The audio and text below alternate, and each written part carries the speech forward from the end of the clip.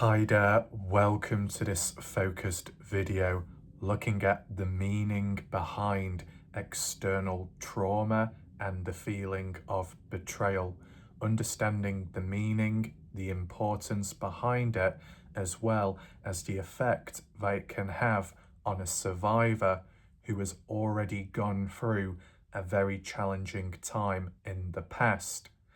Understanding how, beside certain feelings and thoughts and any unresolved troubles that carry over as a weight, there can be that external force and presence which adds to it, compiling on top, explaining as to how and why some survivors who have escaped or got away from darkness, environments, a previous past relationship, knowing and feeling that it's still there, or does something, trying to figure out why does it still feel heavy on me? Why is my head still so full and noisy?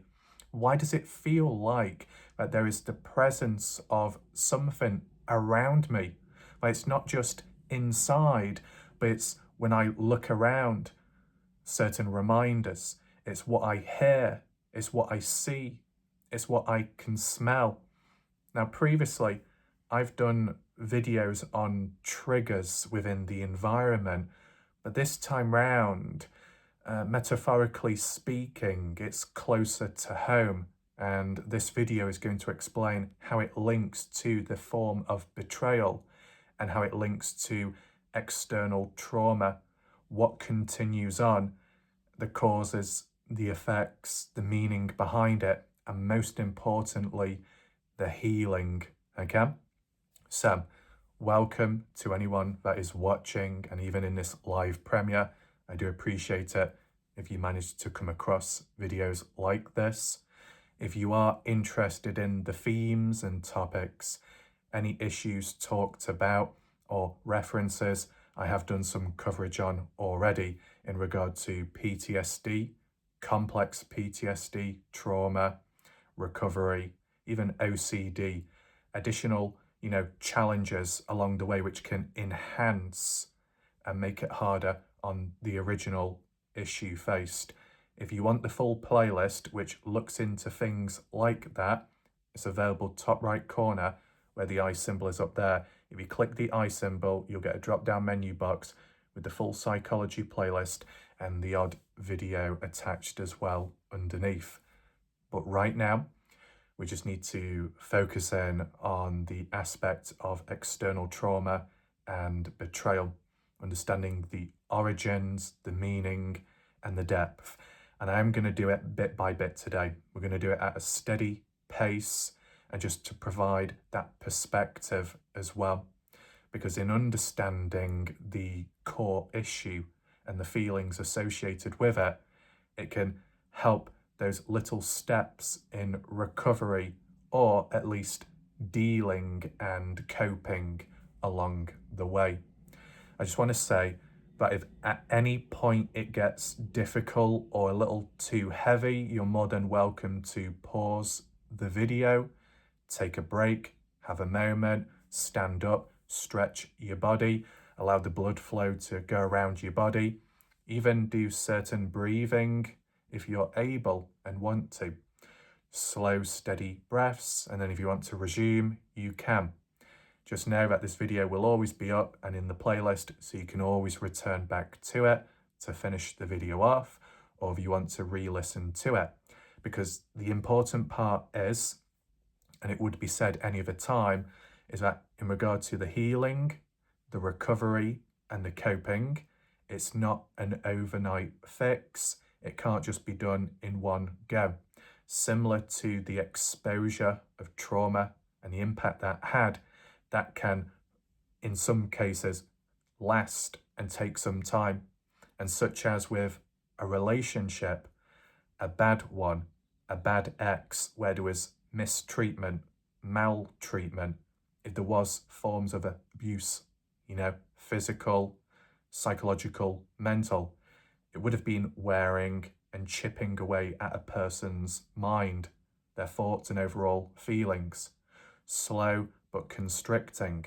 So for as much time as it takes to, in a way, hurt, maybe break someone, it could take an equal amount of time to reverse it, as in forms of healing.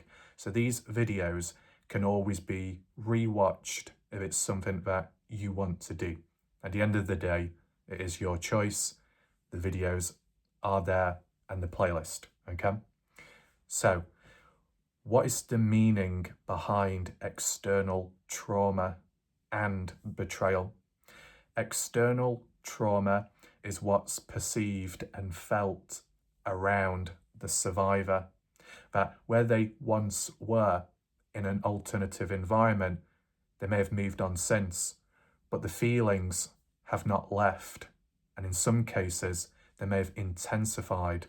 Sometimes new feelings have come about, but not positive ones, trying to figure out where it's coming from within the world that they're operating in, or possibly living in, such as a safe space, a sanctuary, one's house where they live by themselves, with family, or someone lives with them.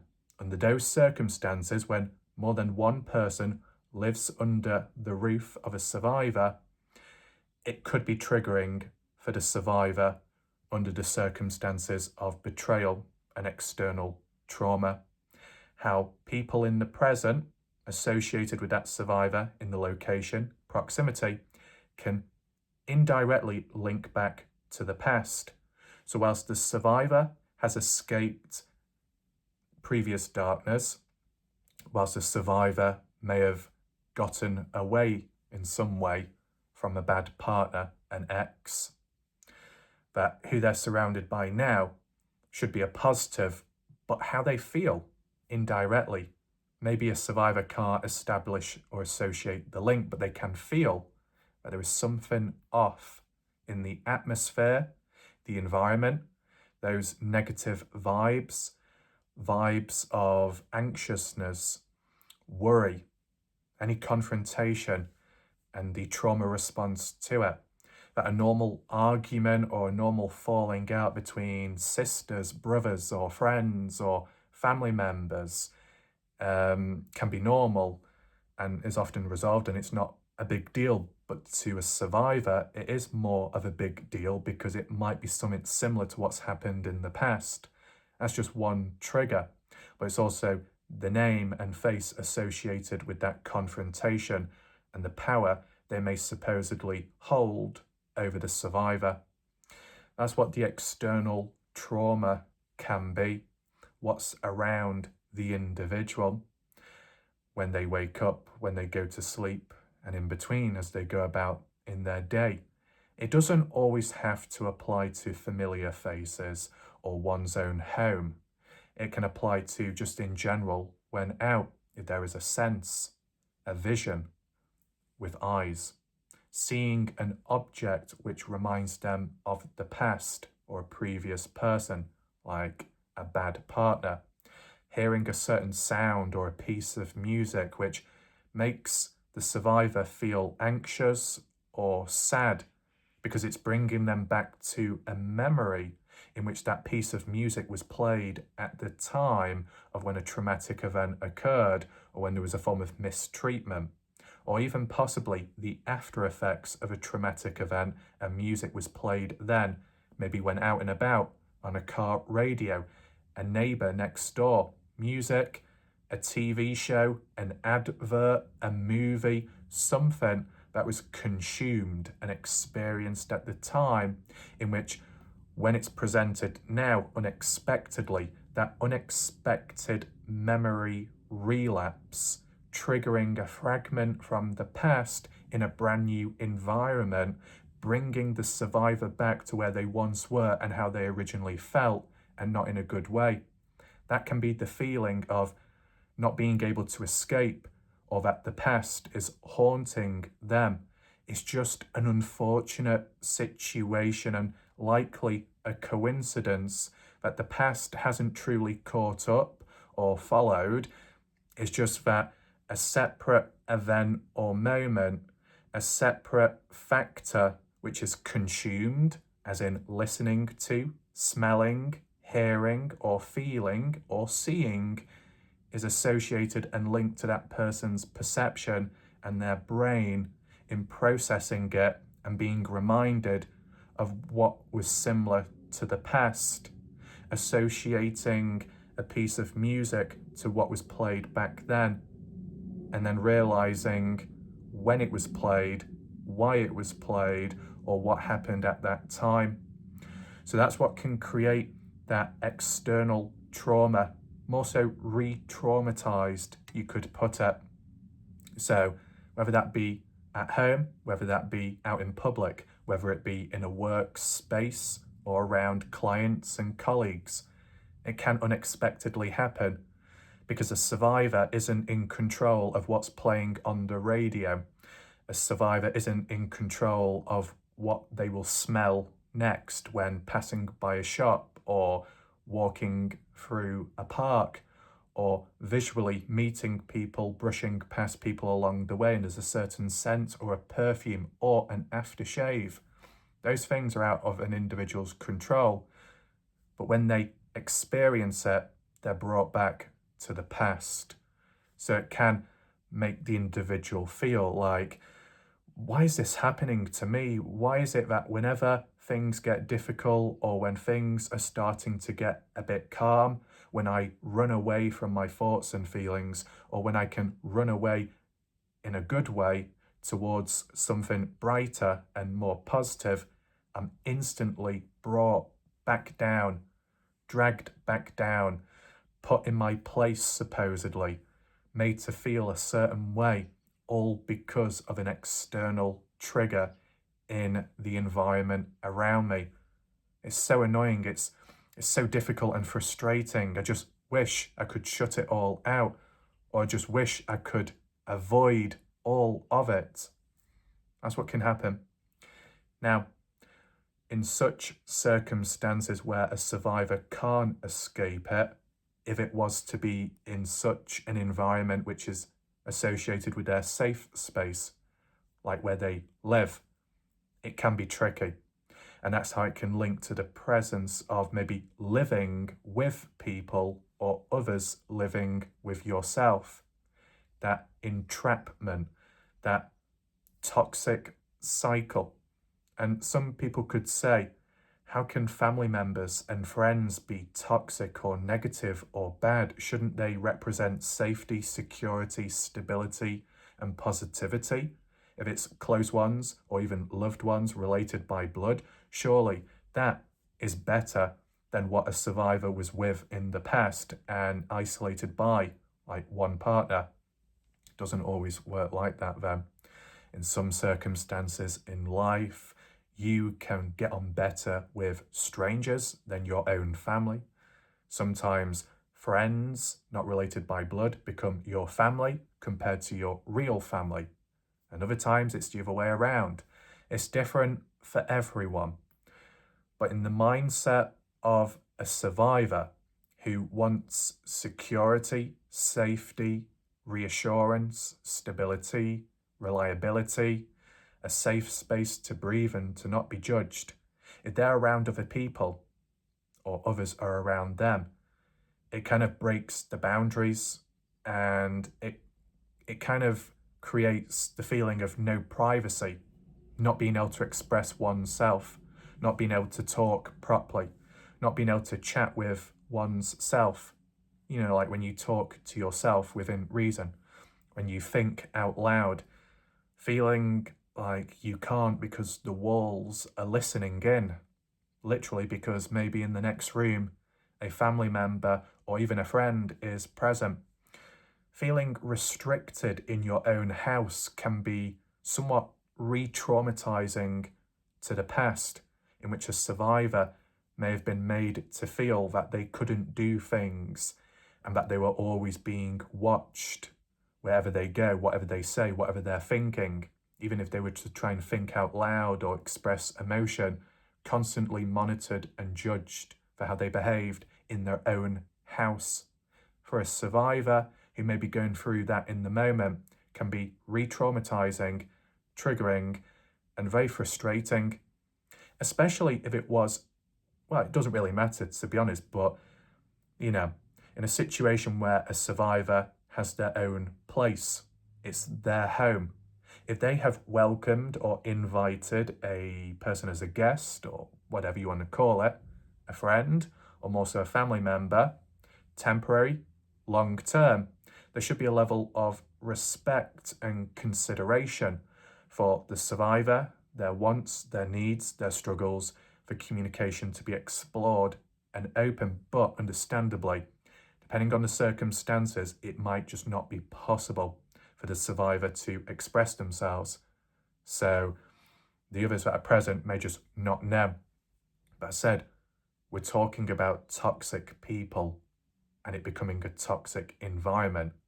So whether family members or friends know what the survivor is going through and feeling, if they at least know about the past or the supposed past of a previous partner or a traumatic event, if they don't consider the impact that it may have had on the survivor, there's a lack of care, a lack of consideration, and it's quite cold. And that betrayal comes from those who are most closest to the survivor's heart, in which they turn their backs on the survivor or just not be caring and not be there for them. But they will still take up resources and accommodation to benefit in some way. It can be a very tricky balancing act for a survivor who has people with them or living with someone, because it's not always easy to escape from. If a person has already escaped in the past and ran away, physically and even emotionally, that could have been rather challenging, scary, and draining. To have to consider doing that all over again possibly is a no-go. So where they are now, that's where they are. They don't want to, or they can't move on any more than what they already have because of the stress. Maybe it's financial, maybe more emotional. Regardless, wherever they are deserving to be in a safe place and environment. After the hell what a survivor has gone through, they deserve, at best, in a simple way, peace, quiet, silence, space to think, space to do whatever they want in their own private place. But that privacy can be breached. Those boundaries can be disrespected when others are nearby, when others don't consider the needs of the survivor. And it doesn't all have to be about trauma and the past. It could be other external issues like health related or forms of OCD, where maybe there's some communication at a point in the past where it's known amongst friends, family, connections. But what do they offer and provide to that survivor who can have moments of difficulty or may have a panic attack, may have a flare up? Are others around present for them and understanding or not? Because if there's a lack of understanding, there can be a lack of validation. And based on what a survivor has been put through in the past, possibly being ignored, dismissed, neglected, cold treatment, put to the side, left out, that can be impactful on the person's health and mind. When they're not considered, when they're not cared for, or more so supported within reason by loved ones, it can create a feeling of trust being broken. That a survivor, really anyone in life, family, you'd hope to trust in them and be safe around them without any consideration of worry, fear, doubt, etc. And extended family too, when it's related by blood and you know who they are, or you'd hope to know who they are really, and then they show a different side to them. Now, without getting too deep, in a way, I did do a video in the past, and it will be available in the psychology playlist if you choose to watch it. But I did a video on how complex PTSD can link back to the past, such as childhood, and that those that are around you, primary caregivers or secondary caregivers, or just simply extended family or not related but becomes a part of a family. If trust is broken there at an early age, if innocence is betrayed or disrespected, that can have lasting effects on the survivor and how it can link on to future encounters. I don't want to say too much because I understand it's heavy. I've got a separate video for that. If you'd like to learn more about it, the full playlist is available up there with the video located. But what I'm trying to say is, people you're close to, people you look up to, people you hope to think have a good heart themselves, when they don't show it, when they don't reciprocate, it can be very hurtful and painful. And it can be intensified and enhanced when the survivor themselves are already struggling and with the past. And these other people around add to the problems, add to the chores, responsibilities, and obstacles along the way. And if there was a level of discourse and communication with time, it is that lack of consideration and care for actions and behaviour by what the other people do in that safe space, how they operate and act. It is a lack of disregard of respect, being messy, leaving mess all on the side, leaving plates or cups in the sink, on the countertop, not folding up clothes, dumping stuff on the ground, treating it like a hotel and expecting the survivor to fix it all when they're already dealing with additional troubles and their own routines and rituals. If, for example, they had OCD, trying to keep track and control of patterns to stay calm, when you've got the presence of a friend, a family member, a guest who comes on in or is currently living and they turn the place literally upside down, that can trigger a flare-up within the survivor. For example, if they had OCD, forms of PTSD, it could trigger panic, it could trigger the feeling of loss of control. That, treat it this way, a survivor's place of living at some point could be associated and established as a safe space, like a kingdom, a stronghold. Everything that's been put towards it, all the work and hard effort in trying to cope or trying to survive and get by day and trying to get away from the past, all put into this one location, worked hard for, did the best that they could. It's like the walls have been built up around that place of living for them. They can be whoever they want to be inside of that stronghold. It's like a metaphor and a symbolism of their own heart, that their true self and how they really feel, what they really want out of life, is all stored inside the heart. But around it, a wall has been built up as a form of self-protection, so no one and nothing can infiltrate inside the person's soul or core, reach in and snatch it like how it was in the past. By building a wall, it builds a layer of protection. It might deny the survivor of being able to move on or reach out, but in the moment, there's a slight bit of control, which can equal regaining back one's self, which has been lost in the past. When applying it physically to a place of living, it can make everything feel so much more real in the moment and onwards. However, as said, when there's the presence of another person, a friend, a family member, that comes on in, likely welcomed because the survivor is thoughtful, caring, shows empathy, even though they've already gone through hell in the past and have been treated badly, and that their kindness may have been taken advantage of or disrespected. Despite all that, because it's family or because it's a friend, the survivor invites or welcomes in that person into their own kingdom. in a way, the equivalent to what that survivor may have done in the past if they went through another relationship beyond the previous or first ex-partner. So, betrayal can come from a person's kindness being treated by someone else as a weakness, or more so an opportunity to take advantage of. The survivor is acting out of pure, genuine intent and care.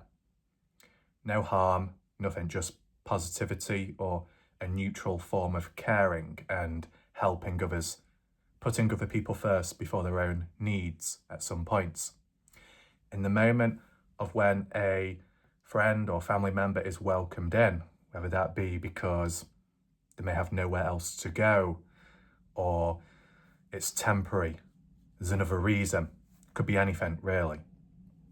It doesn't always have to be welcoming someone into one's place, it could be the other way around. But still, you'd hope to believe that there is trust and communication between both parties involved, especially when it's loved ones or close ones. You'd hope to believe it's genuine intention and that it's safe and it will be okay. But in such a circumstance where people are welcomed in and that survivor is disrespected for the kindness that they give and provide, it can feel like betrayal, and it can be a trigger to the past, as in the beginning of a relationship back then. An ex-partner may have been kind or caring, understanding, but it may have been a mask, an act, a mask to hide their true intent and their true darkness, the mask to help lure the person in, wrap them around the finger, slowly constrict, and then they do whatever they want to that soon-to-be survivor, unfortunately. And because it's done in such a way, that survivor at the time, who just feels like it's a normal situation and there's attraction, there is trust, and there is foundations being built like any other relationship, they're unaware of what's to come next. And it's not their fault, because in a normal world and a normal relationship, you shouldn't have to think, you shouldn't have to worry, you shouldn't have to question in the moment, from the beginning and even onwards. And the ex-partner, how they operate and act, they could be very well and do very good at hiding and being deceiving in a way. So when it does finally become more known or felt, might be too late. Some damage or more has already been done. And that's what can leave a lasting impact and impression on a survivor. So if there's ever a time where their kindness is tested, manipulated, taken advantage of, that if a survivor welcomes other people into their home, into their kingdom, into their heart, if things are messy, rules are not followed, consideration isn't there for the survivor's physical health and external health related things, and also the psychological health, when it's not respected, it can feel heartbreaking to some people. In some circumstances, the presence of others that turn the house upside down, leave it a mess, or just not follow through with routines or chores, and expect the survivor to do it all like some kind of hotel service, even those actions, the lack of care, the lack of respect for the space, the environment that they've been welcomed in and greeted and served, they're treating the home owner almost like a servant. It's not right. It shouldn't be like that. So for the survivor that is treated that way and has to do double the work, as in cleaning and tidying up and either looking after the other person or putting up with the presence of other people through conversations, talk and action, and lack of consideration, it can be very wearing, it can be traumatizing, it can be triggering. And if an individual had OCD or panic attacks, the feeling, if there's ever a loss of control, it can trigger it, and those negative emotions and worry.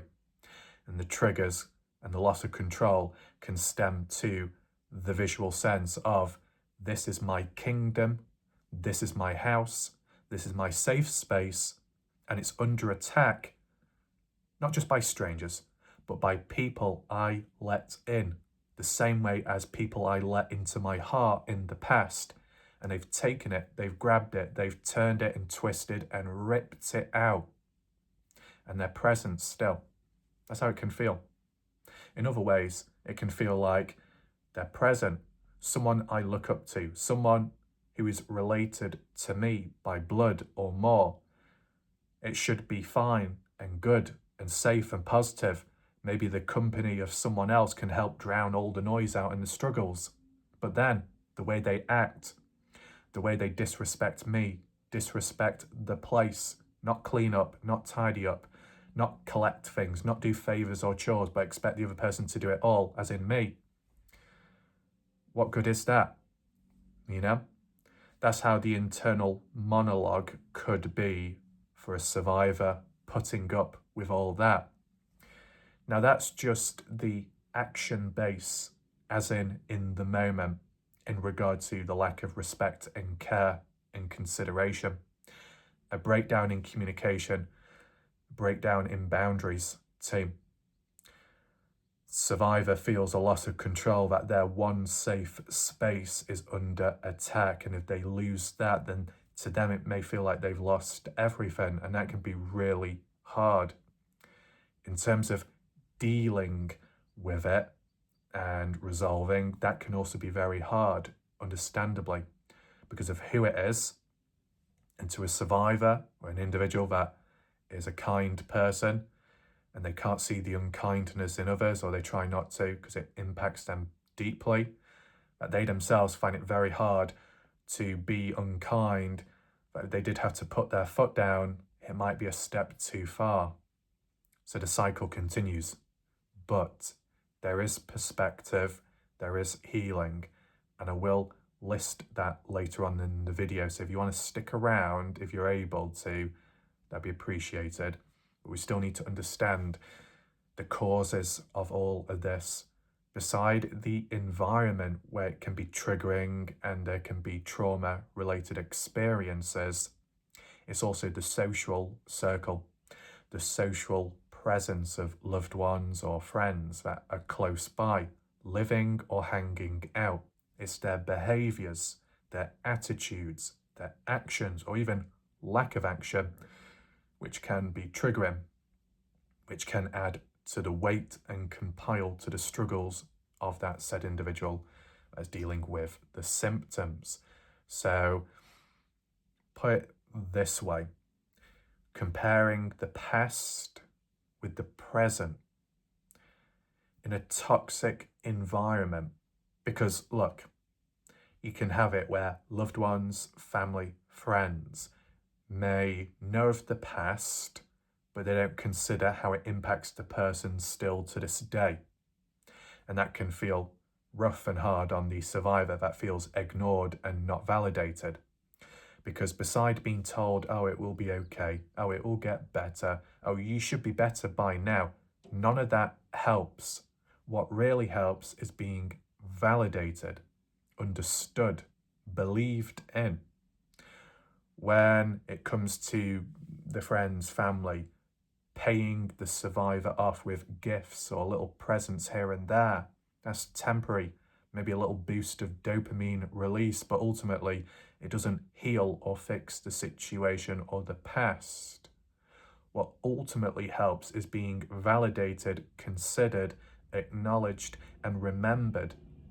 As in, paradoxically, the survivor wants to move on and escape from the past, but the feelings continue on. And whilst the survivor wants it all to go away and to shake it all off the head, what the survivor also wants is for friends or family members, etc., to remember where the person was once at back then, how they felt, what they went through, the struggles, and what still applies till this day. Whilst the survivor may not want to be reminded of the past or certain actions and encounters because it makes them feel guilty or it brings a level of shame, at the same time, they don't want it all to be forgotten, because if it was all to be forgotten, it's that worry of history repeating itself. It's that worry of, if it's forgotten, then what does that mean for me after all this time of suffering and struggling for good reason and going through hell to survive it all? What was it all for then? It needs to be validated and it needs to be remembered, both the past and the present. When the social circle or group of people around that survivor failed to do that, it can feel like a form of betrayal or being let down. And if that survivor has likely been let down in the past, it's like a memory, fragments, being reminded again of it, being let down again. But it isn't just that. In some circumstances, it isn't just about being neglected or ignored. It's when it comes to a form of either denial or complete disassociation from a problem, in which family members, more so, turn their backs on their own family, where family members or distant family members end up not believing in the survivor, not validating the survivor. What's happened has happened, and it might even be clear as daylight, depending, and yet one's own family can't even see that. In other words, it can be complex, and it depends on what happened in the past. So what I'm trying to say is, when it comes to a previous partner, if they were very good at hiding things, as in the public eye and during get-togethers and events, if the survivor putting up and protecting themselves, pretending everything is okay, wearing a mask to avoid questioning, to avoid interrogation, and if the bad partner held a mask up as well, showing a positive side when beneath it, lied a very evil or dark individual behind closed doors. So both of them, in different ways, for different reasons, put up a perfect front, a perfect relationship, but then behind closed doors is a completely different story. What I'm saying is, under that specific circumstance, if the relationship put up a perfect front in the eyes of other family members and friends, and that's how it remained, whilst the survivor saw the real ugly side behind closed doors, and it was like that for as long up until it ended in some way. If the family or friends never saw it, they're not going to know, or they may not believe in it. But ultimately, this is what the turning point is. Whether it truly happened or not, the initial reaction and response from family or loved ones in general should be to support and listen to that survivor. Because when it's related by blood, when it's someone you know, someone you're close to, they, and vice versa, should be there for the survivor, Of course, it does come down to if the survivor told family and friends what happened, or the family and friends figured it out themselves or found out in some way, whether the ex was exposed. It can be messy, it can be tricky and complex, but under the circumstances in general, that there's some kind of knowledge or way of finding out, you would hope to think that those closest to you not only would support you, but believe in what you say and what you've been through. That's why it's so important for a survivor when finding a new relationship and a new partner, their secret needs and wants are to be validated, approved, acknowledged, considered, and remembered, because it might be something they've never had before. And they know what it's like to be ignored. They know what it's like to be betrayed. And it can hurt so much more when it's with a person closer. And that's one of the reasons why avoidance and withdrawal can occur within new relationships and new partners. As good as everything may seem, it's that worry and that deep-rooted fear of, well, people closest to me in the past have caused me harm or pushed me away. When I was at a low point or when I was most vulnerable, people turn their backs in a way on me. I don't want that to happen again. So before it does happen, I'll distance myself. It's not guaranteed to happen again, but in the eyes of the survivor, everything is times 1,000. in alertness, awareness, predictions, scanning for threats, the lot.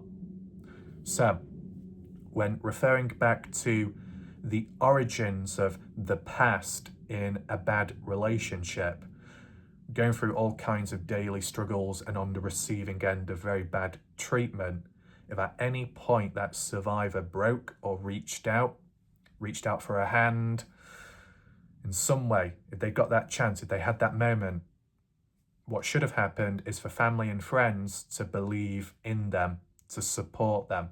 And if they didn't believe, or they actually believed more in such as an ex-partner over their own blood, their own daughter, their own son, etc., it can be shattering for that survivor.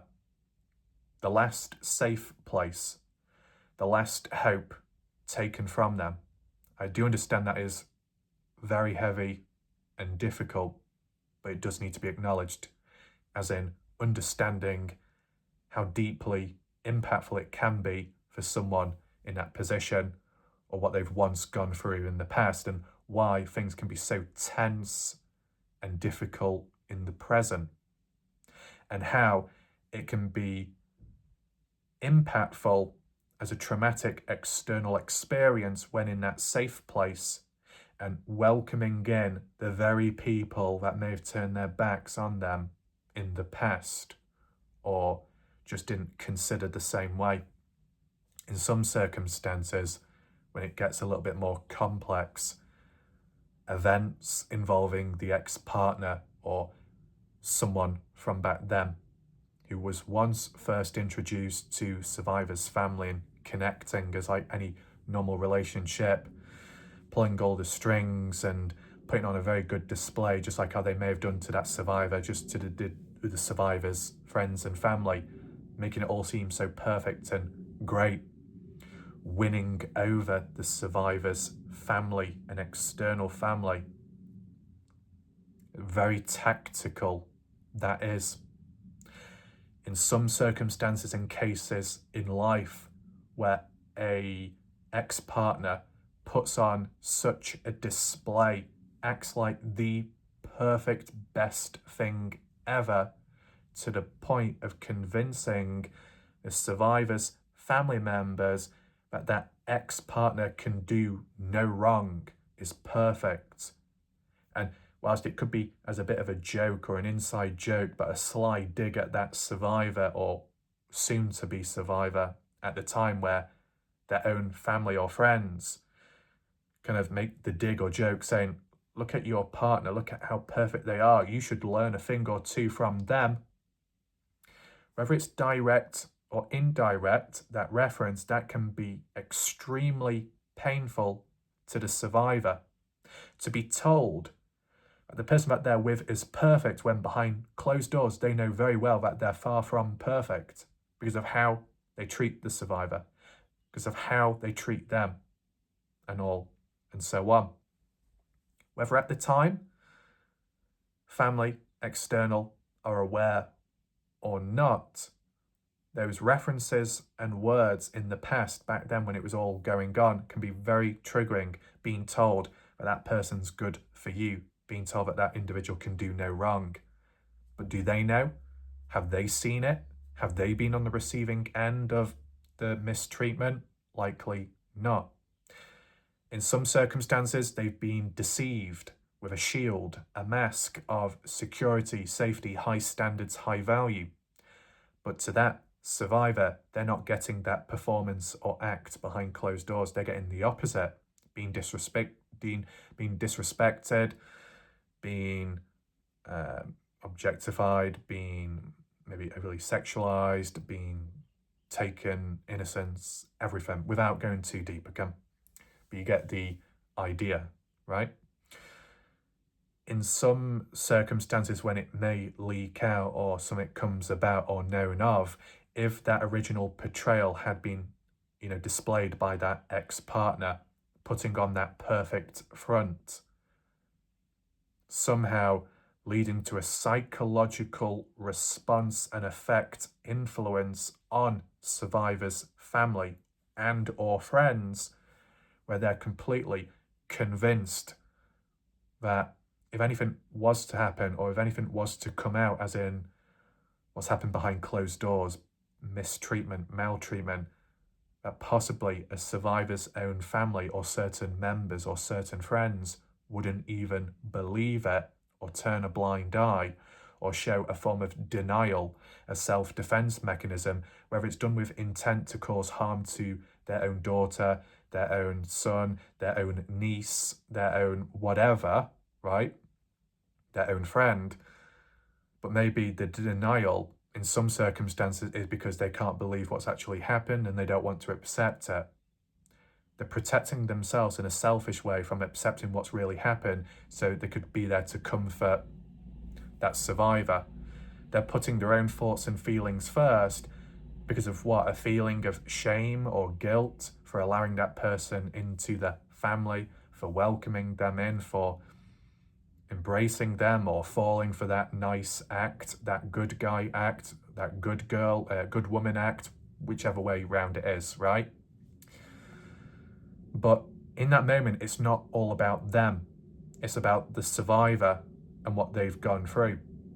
So when family members and friends make it all about them, or react in weird ways, unexpected ways, it makes the survivor feel even more smaller than what they already did before by the hands of the ex-partner. They need a place to fall, collapse, and not completely on a hard, cold surface, but in the arms of someone familiar. And if they don't get that, it can be deeply impactful, that feeling of betrayal, being let down, no safe space.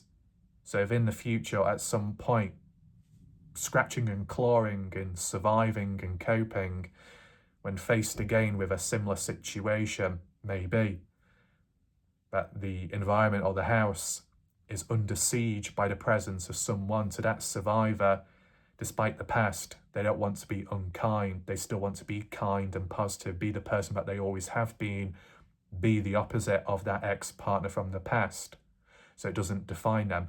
So they're fighting against the darkness, fighting against any struggles and psychological or health-based issues which may drag them down. They're trying to stay afloat without drowning. By doing a good action, a good deed, it may make them feel better about themselves, even if it was towards a person or people that may, in a sense, hold a candle to a past event or a past individual, even if it's not related by blood. Putting external people first before their own. To a survivor feeling betrayed by that, but looking past and beyond it.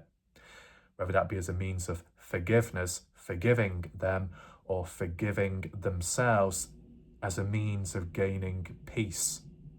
From all the chaos and all the damage around, forgiving themselves or forgiving someone indirectly as a means of being able to move on for the sake of themselves. They've put everyone else first before, and in the moment they're still doing it, but they're considering themselves partially. But when that happens, when the gates open, the presence of people who come on in, depending on how they act, whether they've learnt from their ways or they're still the same, can be impactful on the survivor. Already gone through enough. They don't want to be dealing with any more. So when there is the presence of others about, living, breathing the same air, the atmosphere, or just visiting, coming round daily, often, or whenever, that can be external trauma. Because in some cases, those very people that may have turned their backs or didn't listen, didn't care, didn't act, didn't do enough back then, and still they may not. Events can be associated with people and familiar faces and names and voices that were once present in the past during an event or time, depending on how they acted then, could still link to the present. So for a survivor that's escaped or somehow got away from a partner, have they got away from other people? And there might be that possibility that it's not quite the case. So understandably, it's rather difficult. The ultimate feeling of betrayal can apply to when a familiar face to that survivor, that familiar face holds a candle to such as a past partner who may have been abusive, may have been controlling, and so on. Why would anyone hold a candle to such darkness like that? Whether it be because of their own selfish needs, which they don't address themselves. It's not always the case, but I'm only giving different perspectives, so just bear with me. If a family member, a friend, felt internally that they let that survivor down in the past, let them down, wasn't there, failed at safeguarding and protecting their own loved ones, that they can't accept that. They can't accept their own failures. They can't accept or take accountability. So instead, they act selfish by putting their own needs and pride first before owning up and considering how the survivor feels. By being selfish, they may display denial, and whilst it's a self-defense mechanism, that it can also be a selfish act, especially when the survivor is the real person struggling after what they've gone through. So a familiar face or a loved one who may feel like they failed, let the person down, ends up holding it within, in denial, can't accept or come round to what's really happened, the extent of it, the impact of it. You know, not literally, but if a survivor can be in denial at times because of the surreal feelings or the surreal events from the past, because it's that, you know, groundbreaking or shattering, understandable. To an external presence of someone who felt they could have done more, should have done more, but they chose not to, or ignored the red flags, the warning signs, or they just didn't care enough, in those moments, they may be in denial themselves, they can't accept. So they just stick with a different memory, a false one, thinking and reliving all the positives and all the positive times when that previous partner presented themselves in such a smooth, charming, kind, nice way, and only remember that. But whilst they're doing that, reliving kind of delusional memories, they're neglecting their own people, their own loved ones, the survivor, who's still present, who's still struggling. So it is a selfish act. It can feel like betrayal. It's not always going to be like that, because there might be some circumstances where in complex situations, a family member, an extended member may hold a candle to a past person. They may or may not know, or more likely, they may have an idea of what's happened, but for some reason they choose not to believe it or accept it. That can be quite hurtful. Triggers in regard to an individual that holds a candle to a past bad partner on behalf of that survivor, which is triggering and unfair. They may act in certain ways, and more so verbal communication. Triggers such as if a family member, loved one, had said to that survivor, "Oh, you remember that time when you were doing this," or "You remember that time when they did that for you," or "You remember that time when we were all hanging out." You remember, you know, I can't say the word, remembering and looking back, reflecting on supposedly happy times and happy memories. To the survivor, maybe in far from that, with what they knew of as soon as the door closed. But for some reason, those around that hold a candle in a delusional or in a manipulative way, because beside an ex-partner, one's own family members can be just as abusive or bad themselves, depending on the circumstances, right? It can be a dual shared sense, making it harder. When someone holds a candle and they make references, digs, sly references, done intent to hurt, to harm, to trigger, to get under the survivor's skin, or for other reasons, by, with force, reminding that survivor of the past and that previous partner, constantly bringing it up like a broken record, when all that survivor wants to do is to escape from it, to shut the world out, to shut the past out and those names and faces simulated with it at the time. Whenever the person holding the candle shines light on the past and brings it up, oh, do you remember that time when you were doing that, or when they treated you, when they were so kind and when they were so nice? That can make the person, the survivor, feel sick inside for having to hear that, with knowing what they have actually seen themselves compared to what this so-called family member has encountered. Sometimes a survivor could say, you don't know what you're talking about if you haven't gone through it yourself. That could apply to this example, right? So those references, those sly remarks, even, in darker ways, criticisms, if in some way a family member or a friend had made a reference to the survivor and said, you know what, things may have ended the way they did, or it may have not worked out, that so-called relationship, but, you could have done more yourself. You shouldn't have left the person hanging. You shouldn't have done this. And, you could have been more attentive, and you could have showed a bit more care or love. And, oh, silly old you, still making mistakes now. Oh, you're so forgetful. Silly, silly. No, no, no, no, no. That is an absolute no-go zone. That's just the internal monologue of things that they could say and present. Criticisms, calling the survivor out, blaming them, putting blame on them, that's the ultimate no-go zone. And especially if it is by familiar faces or loved ones, it can be the ultimate feeling of betrayal, depending on the circumstances of what happened in the past and how things ended. For a survivor who's been on the receiving end of so much, and likely they gave so much themselves in a positive way, in contrast to the negativity what that ex-partner gave back, it can create such a confusing and haunting and hard to breathe environment.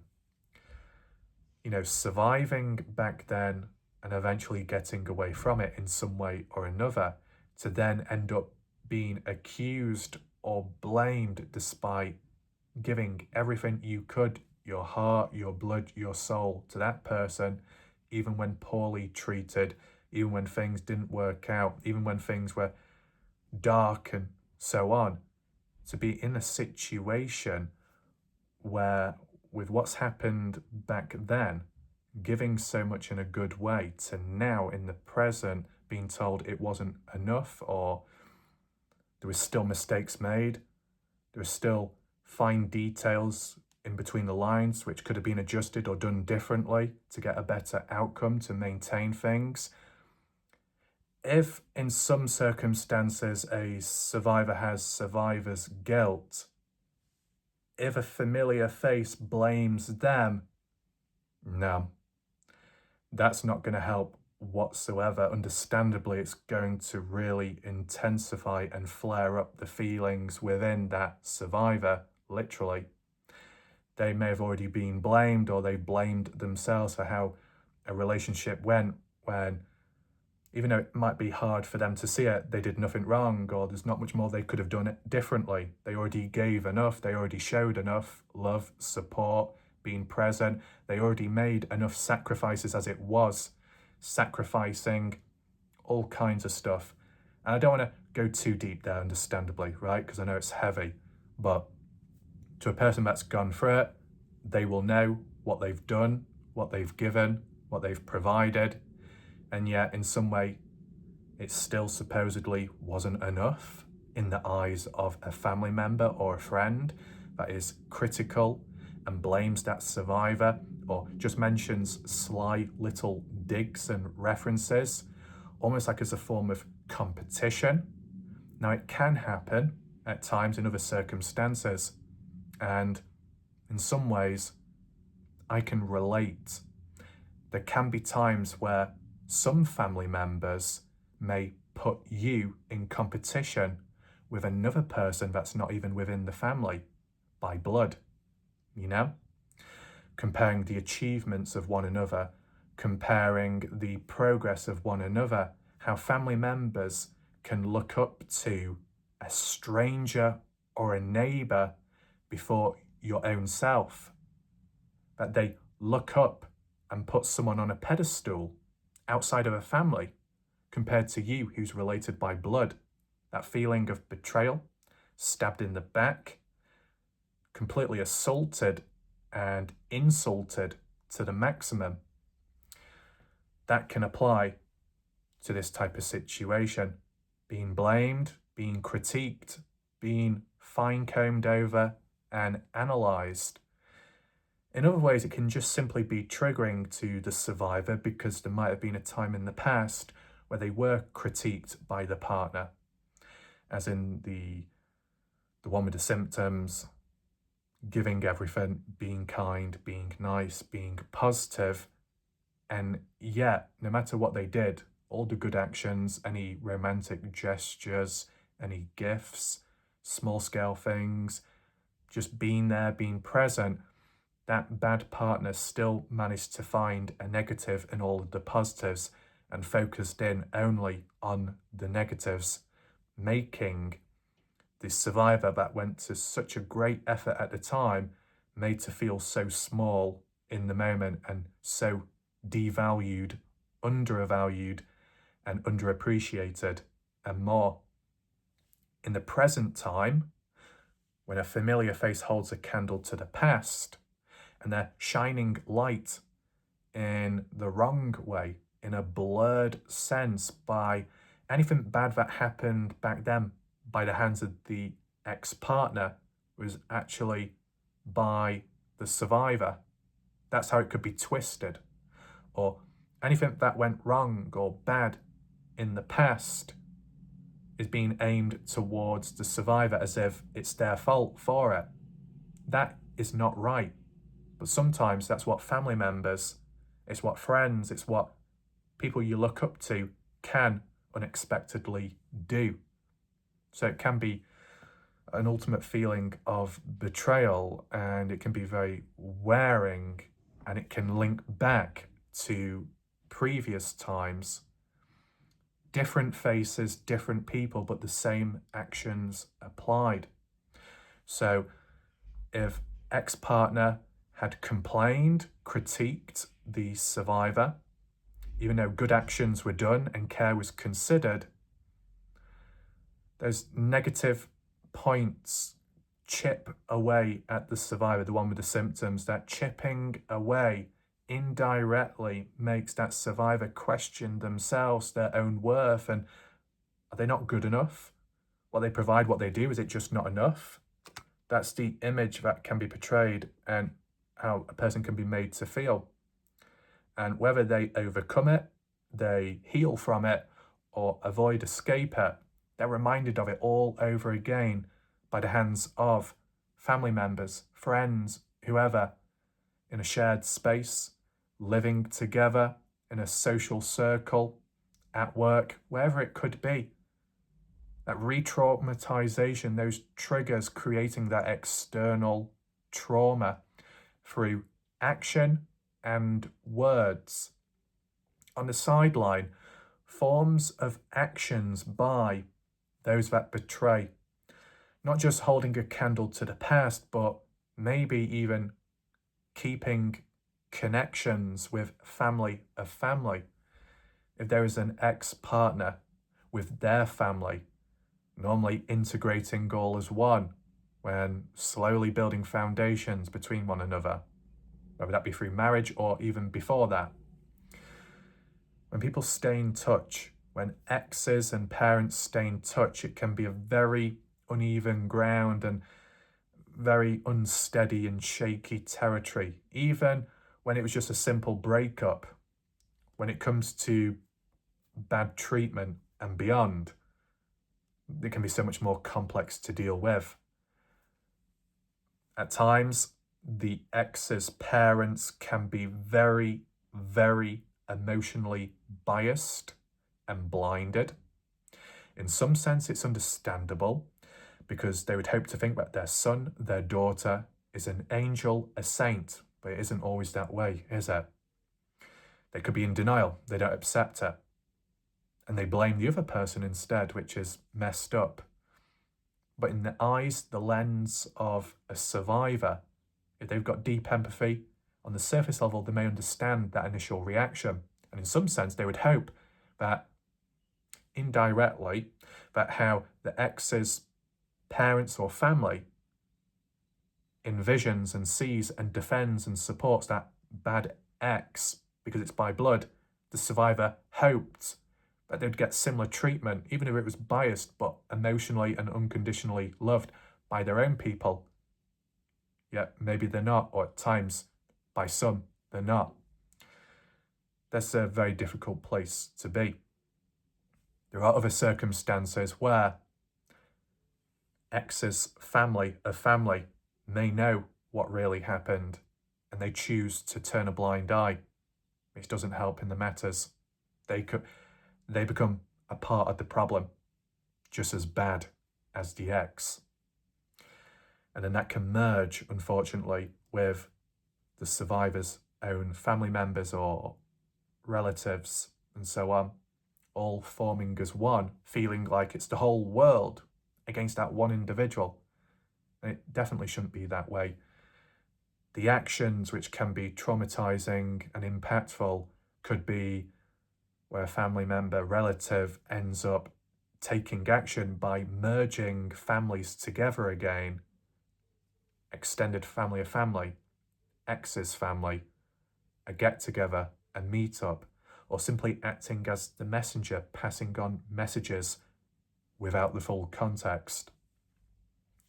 Making arrangements and meetings when all the survivor wants to do is just move on in life, live a normal life, or at least try to.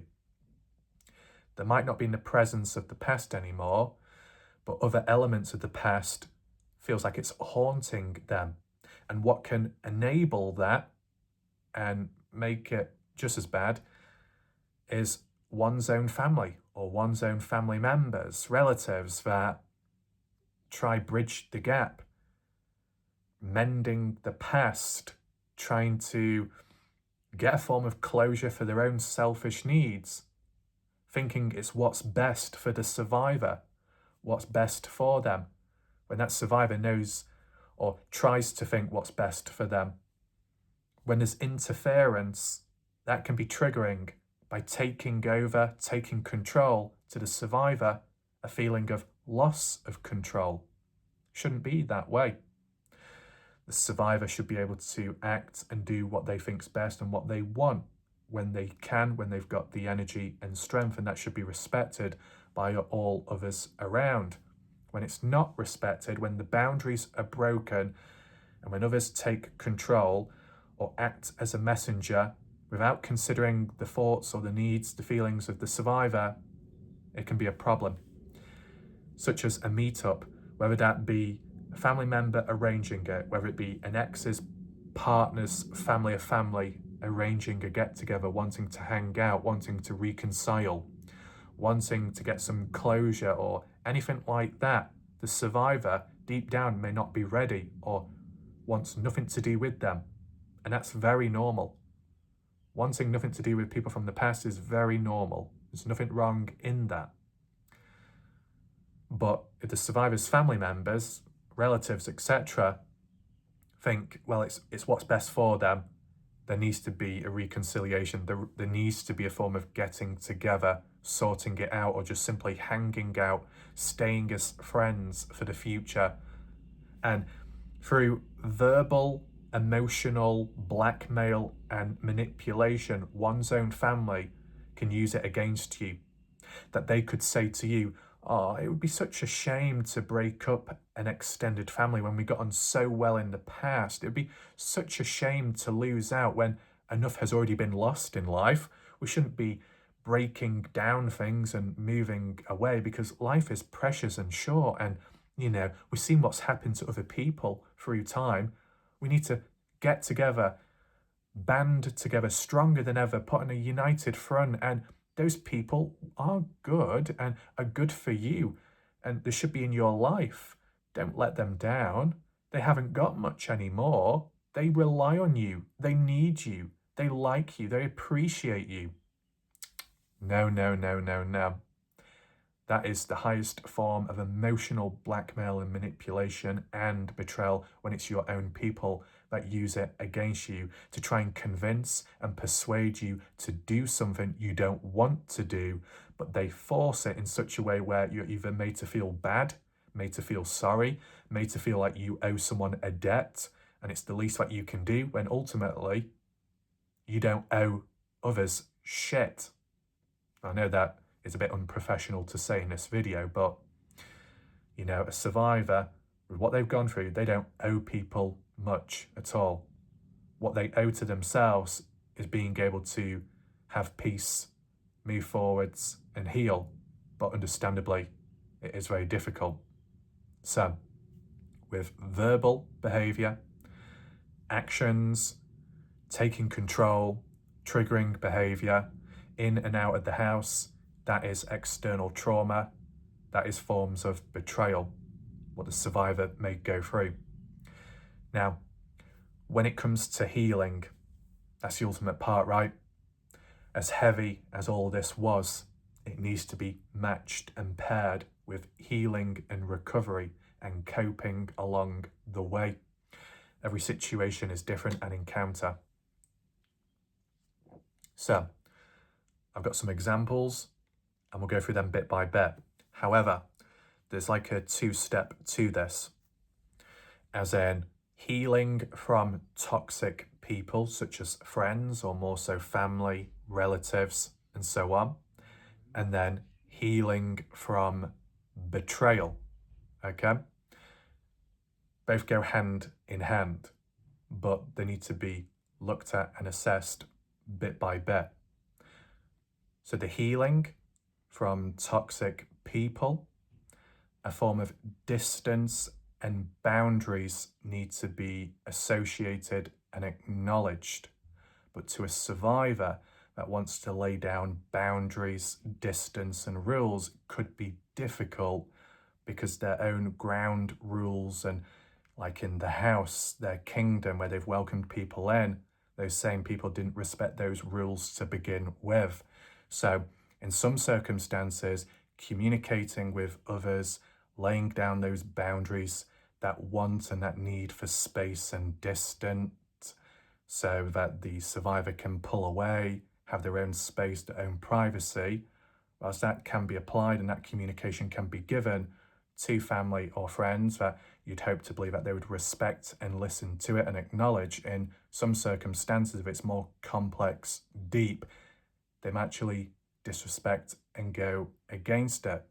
So instead, what might happen is conflict and backlash that opens up new problems in having to deal with that on top of everything else. So other forms of distance and boundaries can be self-induced, kept as a personal desire and need, personal actions, self-care when possible. If it's all too much, the first steps are just grounding exercises by breathing steady in, like this, holding for a few seconds, and then out, holding for a few seconds, then breathing back in, holding for a few seconds, then back out, and then one more time, breathing in, holding a few seconds, and then out. In through the nose, out through the mouth, to create a cycle and a healthy loop. Grounding techniques to keep the individual calm and in check with reality before making difficult decisions and actions for the sake of protecting themselves, bettering themselves, and dealing with the toxicity in the environment that they live in or operate in, okay? Distance And boundaries could be physical, but also psychological.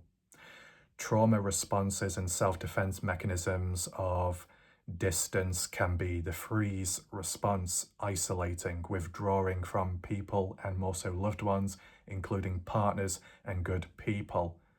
That's can be considered an unhealthy trauma response, but to the survivor, it's the only way about it. So instead of having to go through a deep freeze, which can be impactful, energy consuming, time consuming, and difficult to deal with, and when coming out of, what other ways can be done to avoid that, but to still enable distance? A person shouldn't be made to run from their own home or safe place. They should be able to have their privacy. If that meant taking some time out, not as a means of running away or retreating, but a means of caring for oneself, going out for a simple walk, a time out, being able to get away from people or an environment where it gets a bit tense or tricky. Understandably, it's about trying not to cross the boundaries of the past. In some circumstances, a survivor may have used work or overworking, stay out of the house as long as possible until the inevitable of coming back and coming back to that partner. It can translate over to the present as well. So being around other people who may be toxic influences or triggers, a survivor may feel encouraged but not quite empowered to take on more work, more clients, to be out more and to be on the go, but also masking everything and acting on performance, and that can be mentally and physically draining. Doing it because partially they want to, but more so doing it because they need to, and it feels like they've got no choice in a way.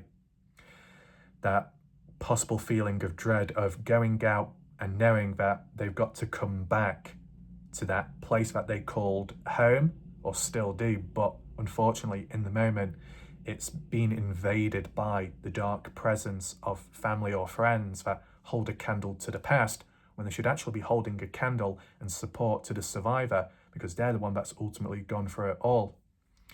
So when a survivor is in a tricky situation, by working more means being out of the house more, not being as still, not as static, keeping busy, mind preoccupied. It's not fixing the problem ultimately, but it's coping and surviving, and that's a very normal response. But this can be for a separate video, of course. But overworking can create its own problems, whilst it fixes, or maybe not fixes, whilst it soothes certain struggles, it opens up new issues in general, which can take over and have a greater impact, and not for the right reasons. So that does need to be considered, and I will do that in a separate video for awareness. So don't feel like I'm letting go of that. I am going to cover it in a few days' time or so, okay? But in the moment, in regard to being out, being about, being busy, it doesn't always have to be work. It could be going for a simple walk, stretching one's legs. It doesn't have to be over the top, whether that's tied to health or psychological health. Just getting away from the place, but not running, not retreating, but doing it for the sake of self-care, and as much or as little as one can, within reason. A walk, being in nature, hearing the sounds, the breeze, looking at the water, or even combining it with a familiar face, but a genuine familiar face. If, and not everyone may have that, but if it was possible, a friend, a partner, whether they're arm's length or not, or more so a best friend, a familiar face who's not caught up in the bullshit, not caught up in the lies and the deceptions of a previous ex-partner and pulling the wool over one's own family's eyes, A familiar face, a form of trust, an external sanctuary, a mobile bubble. Being able to find that, connect with it, to cope with what's going on at home or in a different environment. It doesn't always have to be at home. It could even be at work, a toxic work environment. It may not be as simple as just get a new job. It might not be that easy. But being able to find an alternative, a different place, a different location away from the norm to break the toxic cycle. Hanging out with a friend, hanging out with a familiar, trusted face, whether that be going on a walk, sitting down, chatting, getting a drink, shopping, doing certain activities, simply messing about and laughing, if possible. Because to some survivors, even if they do have those resources, they may have their own struggles, which prevents them from being able to reach out to get help or to feel better, because they may feel like they don't deserve it, or they've been treated previously in such a way where they've been told, convinced that they don't deserve anything. So, as said, it can be very tricky. I'm just giving perspectives and suggestions, and I do understand that some survivors may opt out and not explain their side to someone that they know or trust, because they don't want the perfect image to be tainted by their darkness, or for it to consume that perfect person that they put on a pedestal, so they may push them away. If in a situation that happens, if it needs to be on a solo basis, possibly just going for a walk, or in some ways, if in a park and it's quiet, just sitting on a bench or feeding ducks, or being in a park or somewhere where it's very quiet and stretching, a little bit of exercise within reason and what's possible to do.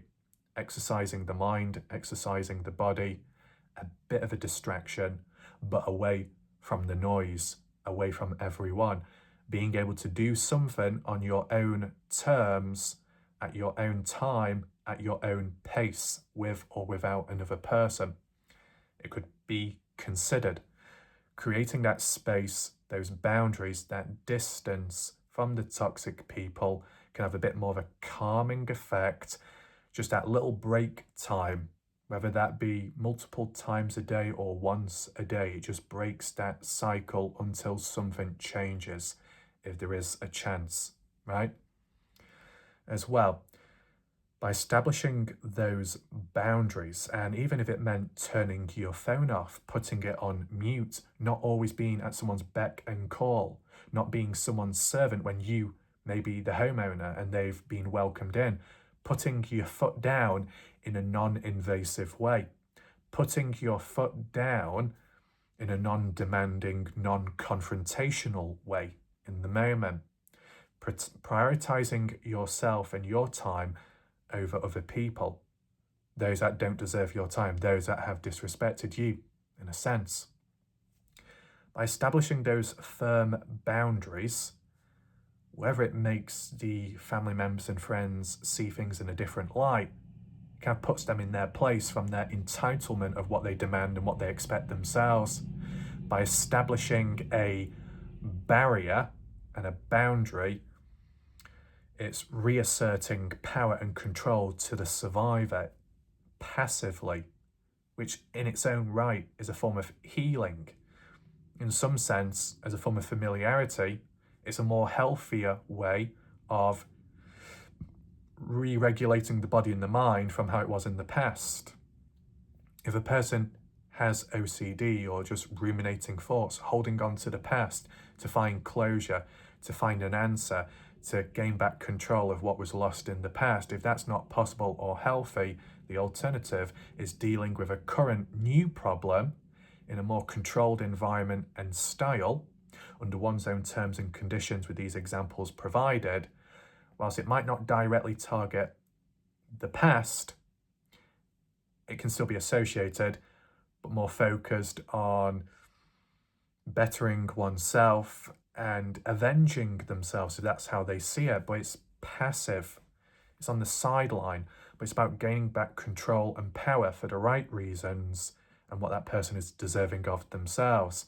Boundaries and distance can create a bit more peace relaxation, and put the other people in their place, that their time isn't always going to be acknowledged and accepted, that they're not always going to be put first, that the survivor has to put themselves first.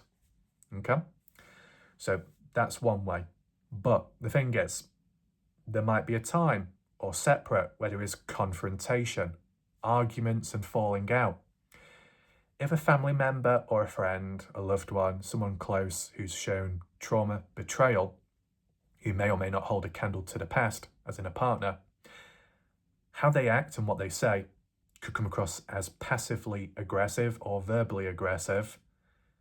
And if it's to do with the past or to do with a current situation, it can be triggering, because likely there's a chance that the survivor had gone through arguments back then with the partner, and it wasn't that pleasant, and there were punishments and consequences, and it wasn't good for the person's health, for the person's stress levels.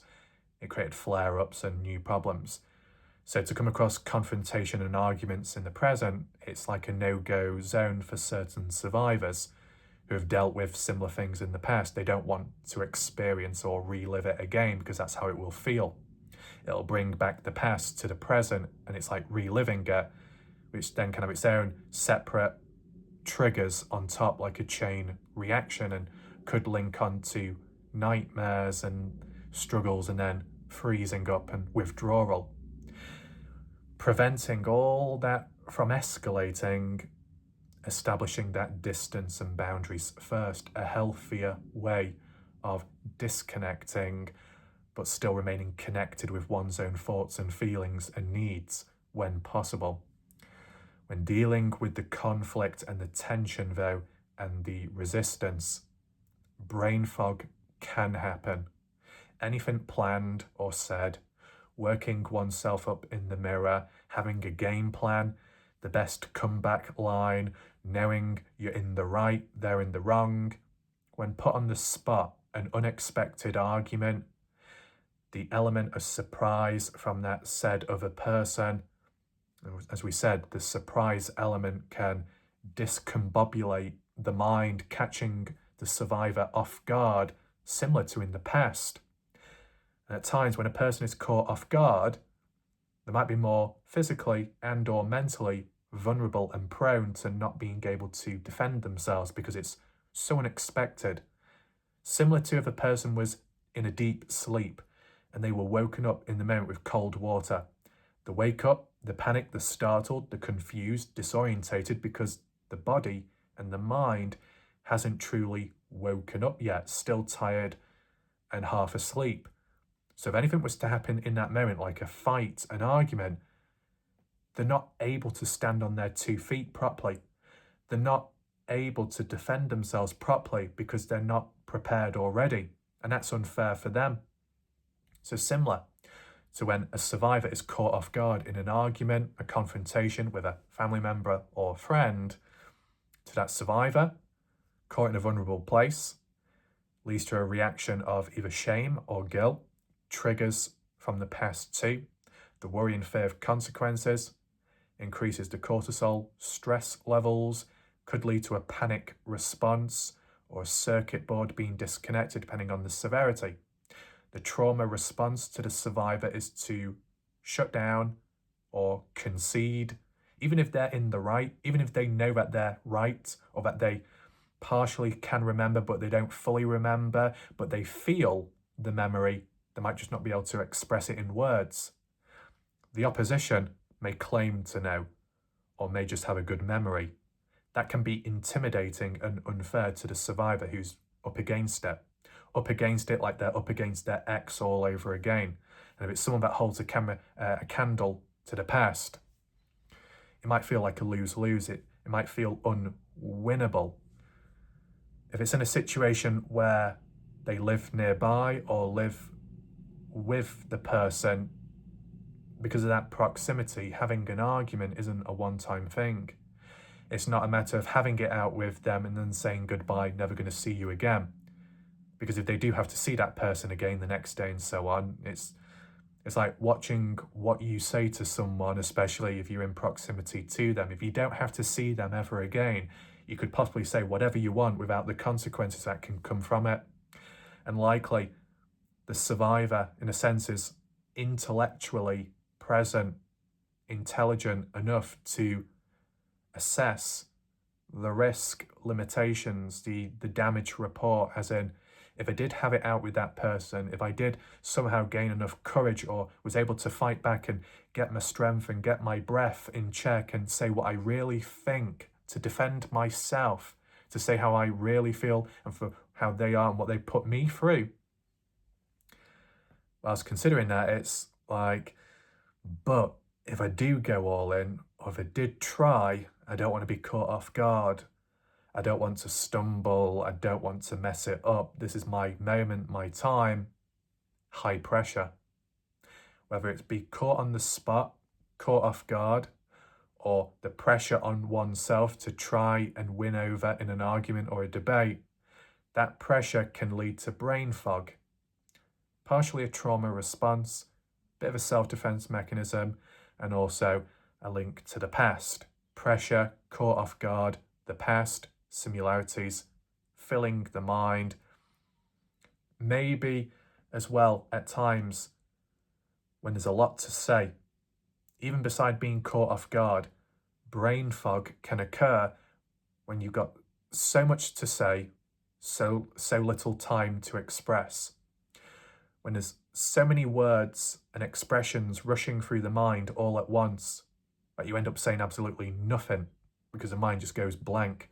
It's not a matter of saying one sentence, it's a matter of saying paragraphs upon paragraphs of all that built up, pent up frustration, sadness and struggles along the way, from way back at the start till present time, which may or may not involve the person you're having the argument with. When there's so much to express and so many words and feelings, it can lead to the mind just shutting down or fatiguing. So not much is said, or so much is said, but then it stops. And to a survivor who may have already experienced that partially or more in the past, it can be a deep fear, not wanting to be put in that place, because then it just gives power to the other person to take advantage of it, to belittle, to ridicule, or to get nasty, depending. So, as hard as it is for that person with the symptoms, as difficult as it is and having to bite one's tongue until they don't have to see that person again, as hard as it is, they are very intelligent. They may not feel it, but they are emotionally intelligent in being cautious, being alert, being aware, protecting themselves, or at least trying to, and assessing how the other person could react based on patterns and trends. It might not be the right time to be positive, but it's just, an acknowledgement, as in a trait that comes from a survivor in how they've adapted over time. So when dealing with confrontation and brain fog, first of all, it's important to acknowledge how it happens and the causes and the impacts it has. When dealing with it, though, retreating, conceding, saying to them, you know what, you're probably right. You know what, it doesn't matter. It doesn't matter, drop it, leave it. You're right, I was wrong, that's it. Even if that survivor knows that they're in the right, but they may not have the power, the energy, or the memory to be able to back it up. And that's understandable. What can a survivor do in that moment? If they really wanted to, they shouldn't have to, because a family member or a friend, a loved one, should be able to believe enough without all the hard evidence, right? If you wanted to treat this like a true crime community where no matter what you do, people will not listen and hard evidence is needed or demanded for, you don't do it to prove something to them, you do it for yourself only. If a person undermines you, undermines your ability, your quality, you don't react back because you're giving them the reaction what they want. They're trying to get something out of you. You only respond when you want to, when you can, and when you do it for yourself, when you defend yourself, your honor, or someone on behalf of another person maybe, or at least try to do it that way. what that does, it sets boundaries. It sets boundaries and distance for one's own self, in their own self-respect, regaining that back, rebuilding themselves on their terms when they choose to engage and disengage with arguments and fights. An alternative way too is when presenting evidence, if the memory isn't there, what could be done, not to be, done too much, done in moderation. If at some point there could be like a digital form of evidence, like a screenshot or an audio recording, as said, not for that to be taken advantage of too much, because that can create its own obsessions and compulsions. But if it could just be done here and there or in advance for the future without it becoming the norm, because it shouldn't have to be, boundaries and limitations first. But instead of having to, remember it all in the head, which is difficult in its own right with everything going on, being able to write it down on paper, those thoughts, so it's not lost. So all the tension in here can be taken away, all the pressure and responsibility in the mind can be taken out and applied onto something more physical or even digital as a reminder, a screenshot, a notepad, something like that, so it could be used in the moment against the resistance, whether that be reading it out, personal thoughts and feelings, whether it be showing a screenshot to true behavior of someone. That hard evidence can help. Of course, depending on the resistance levels and the denial by others, it might still not be enough.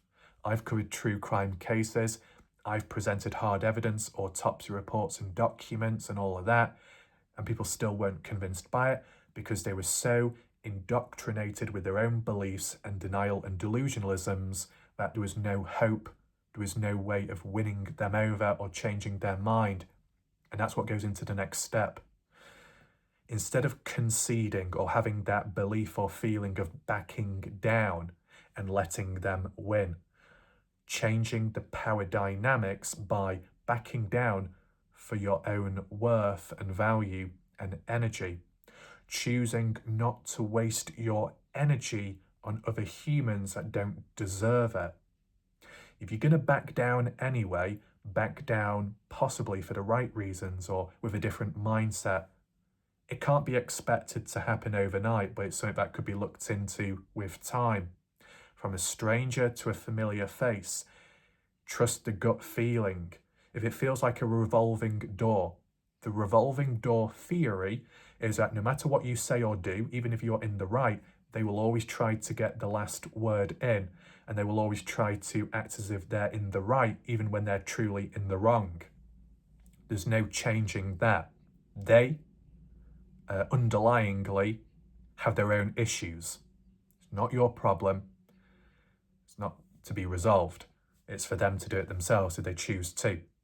But what you have is the choice to disengage from toxic people. To some extent, it might be something you've already done beforehand, so you've got experience, something that the other resistance is familiar with too. But by changing the motive behind it doesn't disrupt the routine too much. Because sometimes changing the routine too much can be triggering and difficult. If the same actions occur, but the motive behind it changes, it's challenging the mind while still regulating the body.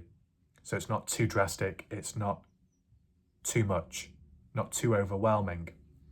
Changing the mindset can improve the health of the brain itself in the outlook of the world and the people around. I mean, I'll just give you an example myself, and it's only just an example.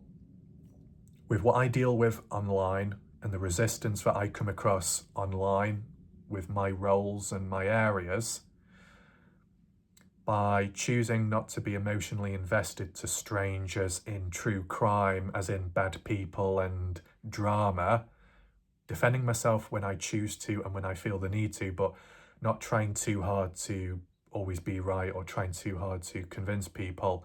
When I sense that someone isn't going to change their ways or consider alternatives, I'll just look at them as a lost cause. It might sound harsh and cold, but when you're dealing with bad people anyway, coldness isn't coldness, it's self-protection and it's conservation of energy, right? You can be a kind person, but you can still choose to protect yourself against bad people like that. If it feels like a revolving door, an endless cycle of communication, and it's getting nowhere, it's best to pull away. It's not a weakness, it's a strength, knowing when to pull away, knowing it's not worth your time, it's not going to lead to much good.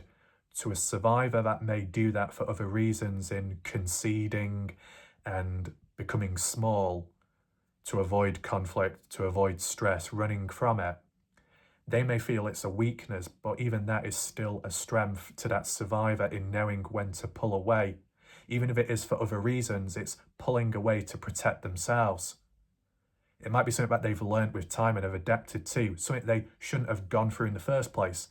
But they should be able to have healthy conversations and debates with people without the fear of punishment or consequences, of course.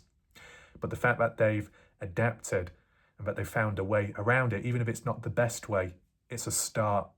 So the next step forwards is just by changing the mindset, as in, who are you getting involved with? Who are you talking to? Is it worth your time? Is it worth your energy? What comes from it? Good or bad? Weigh it up inside. Does it lead to a resolve, or does it lead to more unanswered questions or more unresolved issues, added problems and added stress? Does it pull you down? Does it drag you down? Does it wear you down? Is it triggering? Does it cause any relapses? Does it create any anxiousness? Does it create any worry? Does it make you feel uncomfortable?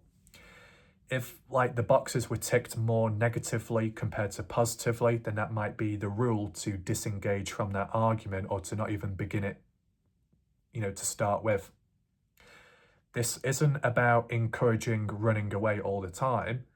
It's just about the moments where it doesn't matter that much, or it's not as important. It may be petty, it may be small scale. It's about putting yourself first, preserving your energy and putting it towards other things, or at least just passively by choosing when to engage, or more so simply when to not, or when to pull out, disengage. It strengthens the mind like the breathing. It builds a form of resilience and positive conditioning. By performing a certain action and by feeling a sense of relief or positive feelings from it, it encourages that behavior to be repeated, undoing the unhealthy cycles or undoing the darkness by others, doing it on one's own terms and conditions, and so on. And it can be combined with, as a power move and a power statement, not only choosing when to disengage from an argument or a sly dig, a reminder, a remark, a action in which another friend or loved one, family, relative tries bridging the gap between you and someone else from the past and trying to reconcile. Instead of saying nope, or I've had enough, or how dare you, it's just, I'm not having this. Silent treatment. Silence speaks volume. When people don't know what's going on in here because it's not coming out from there, it's the unknown. It's the ultimate move, the ultimate deal maker. By keeping quiet, they have no clue what's going on in your mind. They haven't got the power or control to get it out of you either. You're choosing to stay silent, not because you're forced to, not because someone's controlling you, but you're making that decision. In contrast to the past, there may have been a time where a person lost their voice and they didn't want to, but it happened. This time round, different terms and different conditions, without using too much energy up. A sense of familiarity. That's what this is all about. Healing and recovery. A sense of familiarity based on their patterns and behaviours of what they currently do. Maintaining it, but with a slightly different approach or mindset. More likely to continue it and repeat those healthy behaviours when it's familiar territory. When something is too changing, different, it's hard to adapt to. So little changes and adjustments can go a long way and create that passive healing. By choosing to stay silent on one's own terms, you're maintaining your energy, self-control, self-discipline, and you're not giving your energy or giving your care and attention time to someone who's unworthy of it, even if it is a friend or a family member. Of course, one of the hardest things to deal with is the empathy, whether it was always there or it was built upon all the struggling from the past. When it does come to loved ones or friends, it might be hard to pull away or disconnect or choose the silent treatment because it is quite cold. The approach to a survivor that may have been on the receiving end of that type of stuff, they don't want to put anyone else through it. That's understandable. But sometimes there's a time and place where it's needed, not for the sake of causing pain or suffering, but the sake of self-protection. This isn't as a criticism because it's a different situation. But if a survivor goes into self-defense mechanism where they have the ability or no choice but to retreat to a deep freeze, something that they may not be able to control, something that they may not want to do. But a deep freeze isolates them from other people, including bad people. That isolation is basically silence. It speaks volume. By opting to do something like that, a form of familiarity, but choosing where to do it, gains back that power and control in a more healthier way.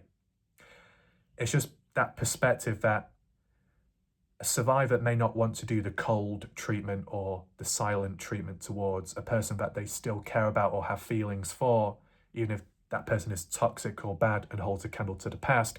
But considering the survivor in alternative ways may have done a freeze, a deep freeze, a form of withdrawal, silence, they've already done it. Okay, it wasn't done with intent and it may have been out of control, but what's been done has been done and they were capable of it.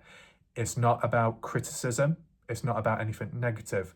It's just about saying that as hard as it is to do, because of how much of a good person that they are, and it shows in their reluctance in doing it and pulling that trigger metaphorically, because they've already done it indirectly, they might be able to do it again, but for the right reasons and in a controlled way.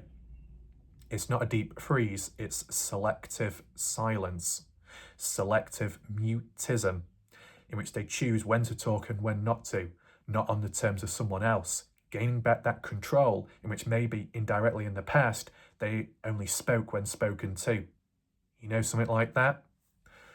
So with an argument, a fight, verbal, knowing when to pull away or feeling it, trusting the gut instinct, pulling away preserves that energy and all of that. Of course, when pulling away and disengaging, one thing that could be adjusted, not the matter of saying you're right. By saying you're right, you're giving power back into their hand, what they crave and what they secretly want. They consume it. They become empowered. They don't deserve that power over you. You take that power back. You don't give it to them to begin with. Either you don't give them the time of day to even talk with you, to breathe in your air and atmosphere, or if in a situation where there's no choice but to have a talk, a conversation, or at least a confrontation or an argument, pulling away instead of saying you're right or I'm wrong or you win, you could say I've had enough. I've had enough. Or I'm done. I'm really done. Leave it like that. Bottom line. Not much energy expressed, not much context provided either. Why do they deserve the context and the backstory when they weren't willing or there for you in the past to learn about the context and the backstory of what you went through, what you were subjected to in the past? They don't deserve the time of day, in a sense. Okay? Of course, pulling away and disengaging may not be planned. It may be on the spot. It may be in the heat of the moment when it can be done and when it can't. All one can do is the best that they can, and that's it. And bit by bit trying that frequency so it becomes a bit easier. Understandably, to some people, having a game plan of what to say and what to do may be impossible in the moment because the brain fog, the mind goes blank. Well, this is what can be provided. Whenever there's a confrontation or an argument and the brain goes blank and there's brain fog, what's going on?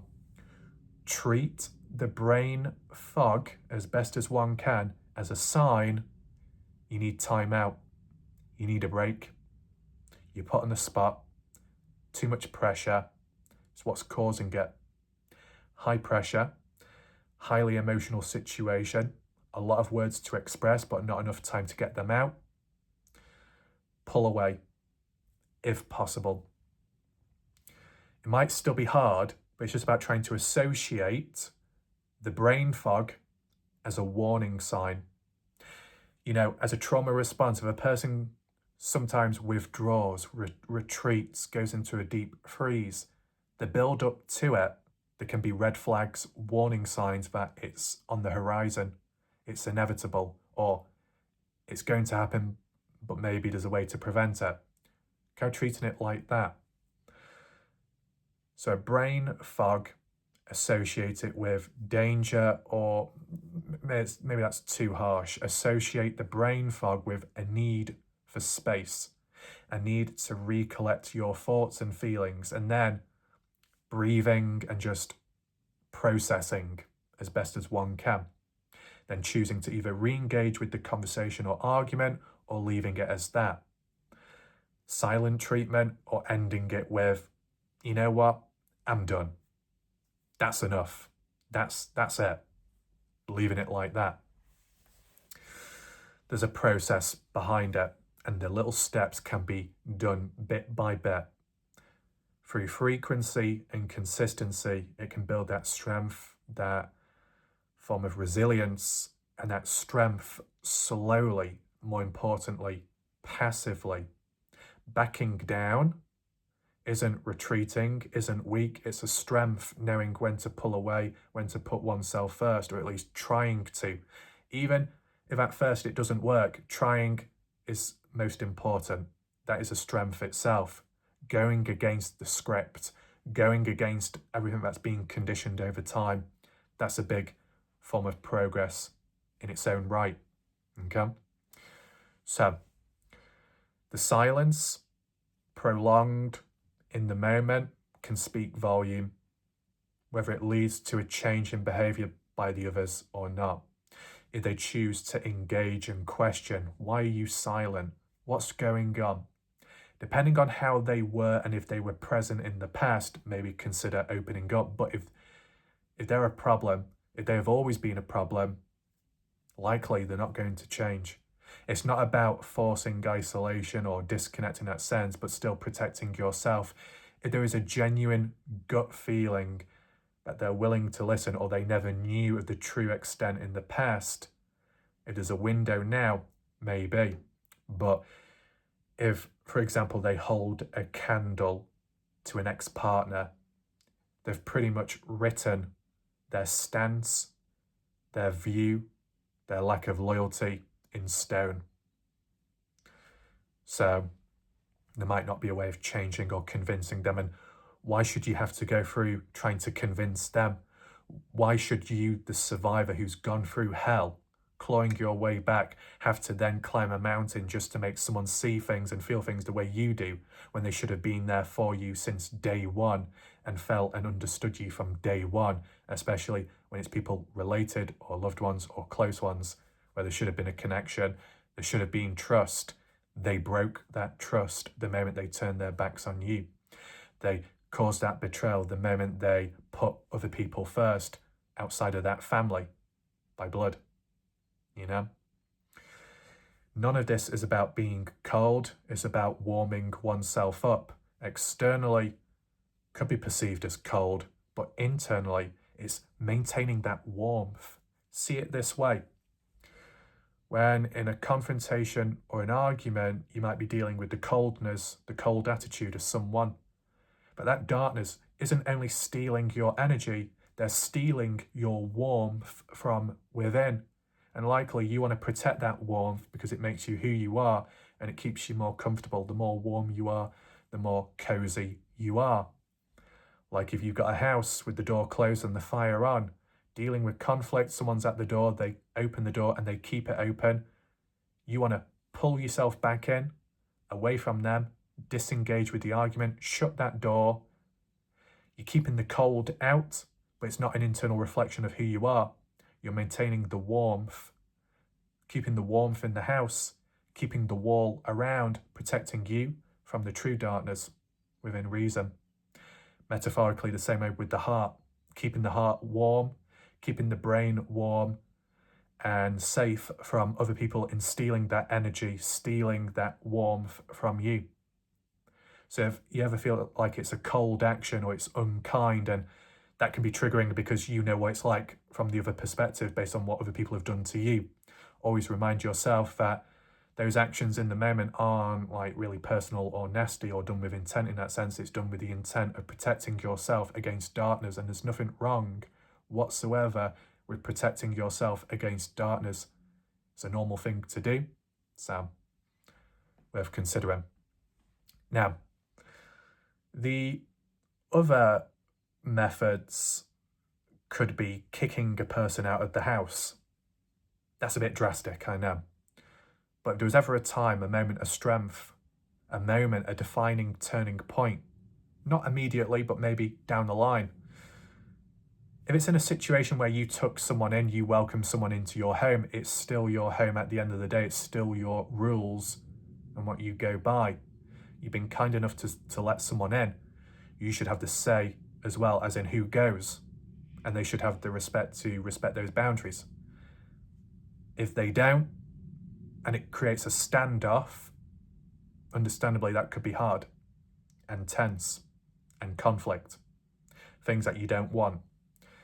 If it's ever possible, depending on the rules and the laws, I'm not an expert there, if the police could be called, if there could be some kind of restraining order, that might seem too much, but it's just a long-term suggestion in other circumstances. It's not the ultimate one, but it's just an example, okay? The thoughts that could come with that is, but they're a loved one, they're a family member, they're a friend, I can't do that to them. You need to ask yourself, what did they do for you? What did they ever do for you in a positive way? And does it weigh up? Does it outshadow all the negatives, what they've done? If they've betrayed you at the worst time possible, backstabbed you, inflicted trauma, re-traumatization, do they deserve to be welcomed and let off? It's just a consideration. This isn't about generating toxic thoughts or hatred towards someone. It's just about re-establishing the boundaries of what's right, what's wrong, what's normal, what isn't, and what other people have done, which has led to the cost of you struggling and suffering further.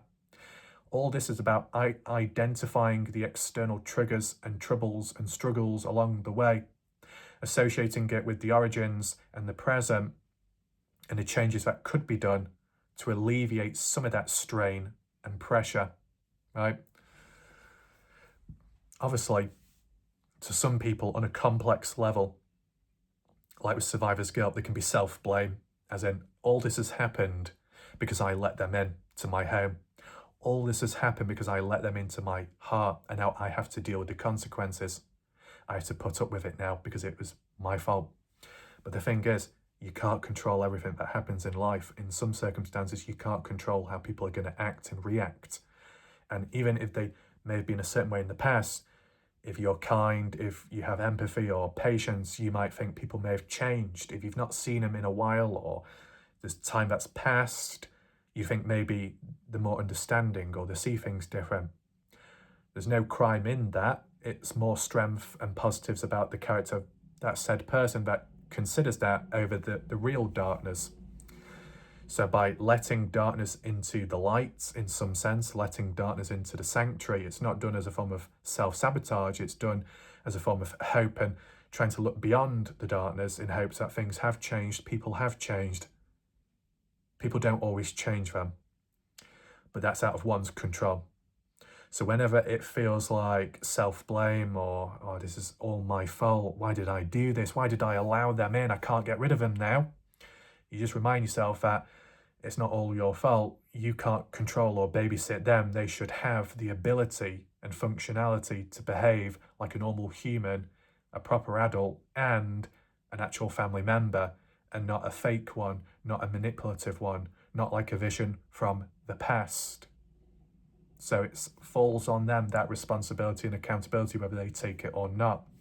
But I said, the actions of boundaries, distance, self-respect, slowly, disengaging through confrontation, the silent treatment can be wearing on that said person and can force change without you laying a finger. And in some circumstances, if the police need to be called or to be moved on, if they're not willing to stay in the house, then not willing to move on, then that could be considered. One thing to consider, and it's just so all bases are covered. If there was like an eviction type of thing, just to be wary that if they are who they really are and how they were in the past, they could use emotional manipulation and blackmail, make you look like the villain, make you look like you don't care, make you look like you're throwing them onto the street. That's grade A manipulation, possibly what an ex-partner would have done in the past in different ways. Understandably, you'd probably want to avoid that, and by avoiding that means not pushing them away and waiting it out, hoping that they move on themselves. It's understandable. But depending on what actions you take or desperate times, desperate measures, whatever it is, it's just about understanding what to expect. If there is enough strength and it's not expected, it's not expected.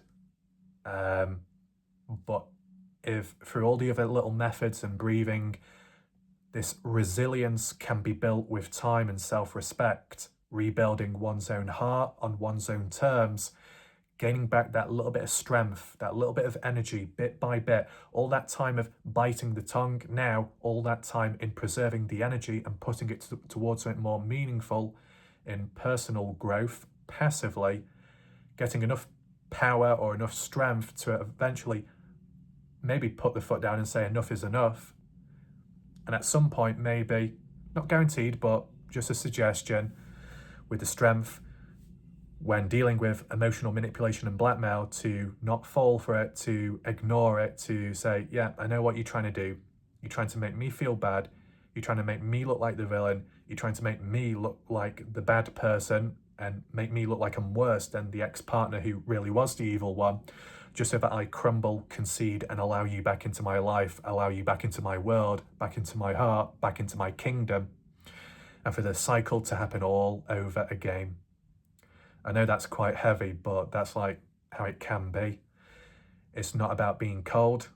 It's about being firm and maintaining the warmth within that makes you who you are in a positive way, preventing it from being taken for good, right? One thing to consider with time. The other thing that could be done is creating a bubble. Partially like with going on a walk or meeting up with a friend or a familiar face, shopping, eating food, hanging out, messing about, watching a film, etc. Creating a bubble, a feeling of familiarity and a sense of gaining back control and time on your own terms, on your own schedule, without the interference of anyone else around, whether that be a bubble in your own house or a bubble outside of the house, whether that be a bubble outside of a workplace, wherever it is, it can be mobile. It can be a solo bubble or a shared one in which you create a safe space, or you find a safe space, or a person on behalf who you care about or look up to finds a safe space, like in a relationship. Time out to relax, unwind, remove that mask, take the mask off. No performance is needed, just a real person, and that's enough. Whether that's to sit in silence and to communicate non-verbally, whether that to be creating a bubble personally inside of a house where it's busy or chaotic and noisy, or a party, and looking across one another the room with just simply eye contact, and that speaks 1,000 words without the mouth ever moving. bubbles unique like that, or simply bubbles of environments, a safe space to just breathe, unwind without any talk, without any actions, any performance by oneself or shared, whatever's most comfortable, whatever works best. So that can be done. Now, ultimately, I'm trying to cover different angles. If it's impossible, if a person is in danger, or if a person feels truly trapped, and it might feel like there's no escape in the moment or so, there's always alternatives. For example, that could be the YouTube bubble. That could be the YouTube safe space. Or it could be TikTok. It could be a social media platform or a forum. Of course, to be used within reason, because what's online can be triggering and could link back to the past in some way. That does need to be considered. But finding a place where you can relax, finding a place where you could relate to issues or likes and dislikes. It doesn't all have to be about struggles. It could just be about music. It could be about entertainment. It could be about films, movies. It could be about true crime. It could be about mysteries, missing person cases. Anything that occupies the mind, acts as a distraction and fuel to cope and deal with the darkness, whether it's temporary or if it be long term.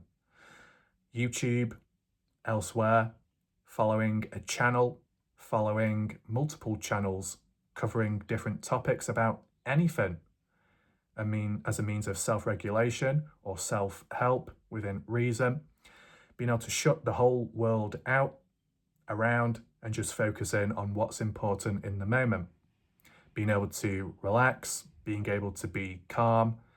It could be as simple as listening to relaxing ASMR music, relaxing ASMR nature sounds, relaxing ASMR doctor's appointment, hairdressing, cutting hair. It could really be anything, because there's a lot of different ASMR topics and role play. Forms of role play on YouTube to help put yourself in a third person position in a relaxing place. If you feel like you are unable to break that barrier, unable to escape or try and put yourself into a bubble, if you used to put yourself into third person in the shoes of someone else through a YouTube video or the lens of a form of role play, as in a YouTube video, it's like disconnecting from the real world and just temporarily distracting yourself in the digital world in a healthy way, in healthy moderation or so. Regulating the body, the mind, creating a digital safe space, a digital bubble in a familiar territory, familiar environment with familiar faces and familiar voices. Some people build a digital family in a way. Some people may build a digital playlist, which is a part of their life that they can be tethered to within reason, to regulate and to maintain with the storm that's ongoing or overhead. So there's different outlets and there's different methods. Even listening to music, there's certain themes and topics in the music and the lyrics and the rhythm could associate to you on a deeper level. And because if you connect to that music, it might indirectly associate with you, and it might feel like being validated or being acknowledged with what you've gone through, what you're feeling. So there are different outlets out there. If it can't be done physically, it can be done digitally within reason. So the bubble effect, I've gone in deeper with that, as in the explanations, the impacts and the effects, the positives, the healing. That is in the playlist up there as well, the I symbol. But if a physical bubble isn't possible, or it takes too much strength, a person may be exhausted and tired, fed up, fatigued. The mind might be screaming and active, but not able to move, like a form of a freeze, but not complete. a form of a collapse, but not ultimately.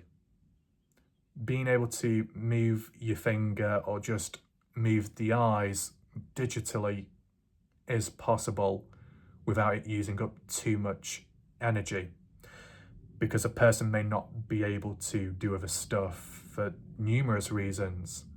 If the environment is toxic, or if other reasons like health related, breathing or mobility, whatever, it might not be possible to do other stuff, but digitally, to an extent, that might be more possible. It doesn't have to be the ultimate only thing, but it's just an example of what can be done in the moment or longer term. A digital bubble, creating a safe space where it gives you the choice, it gives you the power, as in what you want to watch, what you add to your favorites, what you return back to, and how you react. If there needs to be a form of breaking isolation without being too seen, there are always options like anonymous reactions, anonymous emojis, anonymous buttons, hitting the thumbs up, sharing a video. If a person wants to, it's a form of interacting and engaging with a channel, indirectly saying, I'm here, I'm present, I relate to this, I understand it, I agree, without having to show up public. So that can be done during recovery or when trying to overcome the darkness or overcome a storm. It's just about understanding that there are alternative ways, even when it does feel impossible. There are alternative ways around it all. And that digital safe space, it may be something that can't be compared, contrasted, or interrupted by other people about. So there is that. Ultimately, I hope this video helps in some way. I do understand this was probably a lot more heavier and deeper, but it needed to be done for the perspective in understanding the importance behind it all, the impacts, the effects, just as important, healing and recovery to overcome it. Because it's one thing being told about it, it's another knowing what to do after. And some people in life will give half-hearted responses and replies. It's okay, it'll be fine, it'll work out, have a drink, this and that. It's not enough, more's needed. So hopefully this video lives up to that in some way and it can be applied. You can always rewatch this whenever you want or whenever you need to. But with that all being said, I hope it helps, and I'll see you next time for the next video that's done. For now, goodbye and good night. Take care.